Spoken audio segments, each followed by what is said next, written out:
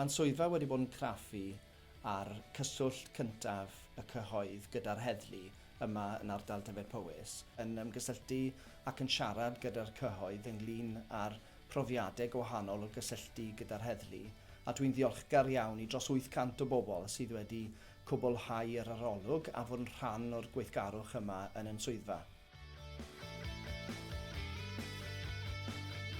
Beth sydd wedi dod allan o'r adolygiad yw fod cyhoedd yma yn ardal Dyfed Powys ychydig yn fwy traddodiadol yn y ffordd maen nhw eisiau cysylltu gyda'r heddlu.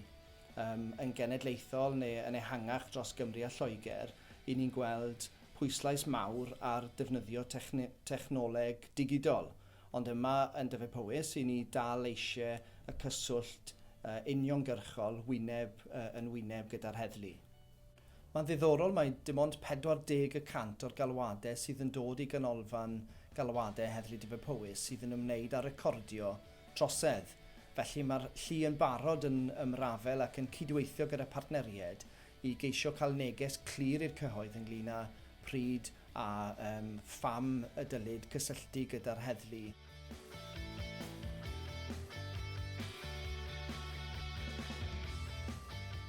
Mae'r adroddiad craffu wedi mynd at y llun uniongyrchol i sicrhau bod yr argymhellion yn cael ei gweithredu gan y llu. Bydd y llu yn cyhoeddi strategaeth cyswllt i ymateb i'r adroddiad craffu sydd wedi cael ei cyflwyno, a dwi'n edrych mlaen i weld fel fydd y llu yn ymateb i'r hyn.